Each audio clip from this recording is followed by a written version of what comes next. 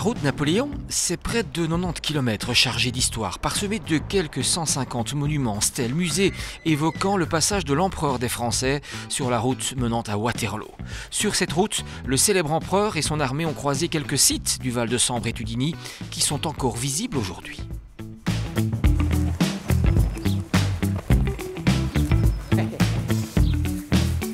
On a peine à croire que l'empereur est passé par ici. Pourtant Napoléon a regardé ses troupes, lieu stratégique évidemment pour lui. Oui, effectivement, le matin du 15 juin 1815, Napoléon s'est arrêté ici et il a regardé passer ses troupes. Sur cette route qu'on appelle route Napoléon, Oui. tout d'abord nous sommes à vélo, ce qui veut donc dire qu'on peut la parcourir à vélo complètement. Elle fait combien de kilomètres?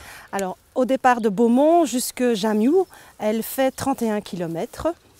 Il y a une application mobile qui permet d'être téléchargée et de se guider et d'avoir toute une série d'informations historiques ou de sites à visiter au long de cette route.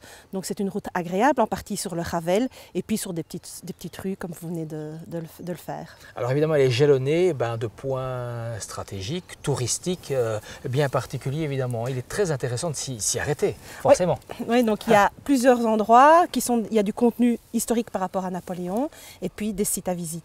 Lesquels par exemple? Alors par exemple on a le château de l'Hercé-Fausto, il y a la distillerie de Biercé qui est à Ragny, puis il y a le centre de Thoin avec les jardins suspendus et le beffroi.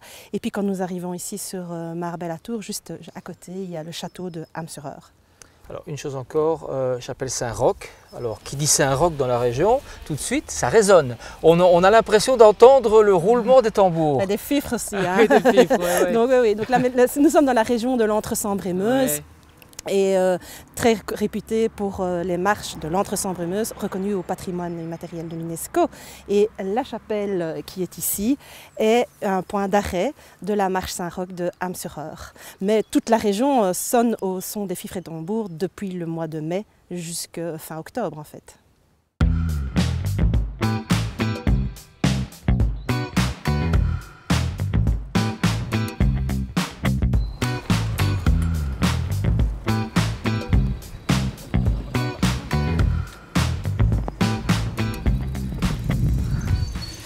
Tout à l'heure, on parlait de la route et des points stratégiques importants au niveau touristique, mais quand on veut prendre le temps de découvrir la région à vélo, c'est l'occasion, ou à pied, eh bien, on peut s'arrêter au moulin de Donstienne, où là on peut voir un moulin à eau qui fonctionne. Et puis ici, il y a un petit musée qui s'appelle le musée de la vie rurale.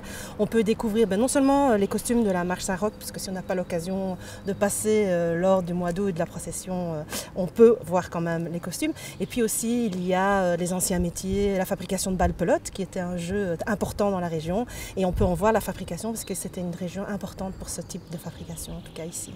Alors, une chose encore, on peut visiter, on l'a dit, à vélo forcément, c'est ce que nous sommes en train de faire, à pied aussi, en voiture également, on a vraiment le choix. Hein. Oui, la route Napoléon, elle peut se faire vraiment, il y a une route prévue pour la voiture, il y a une route prévue pour le vélo et puis il y a aussi la possibilité de le faire à pied avec des points d'arrêt où là, on rayonne et on découvre de manière plus profonde alors la région. Donc c'est vraiment très souple et c'est à tout public.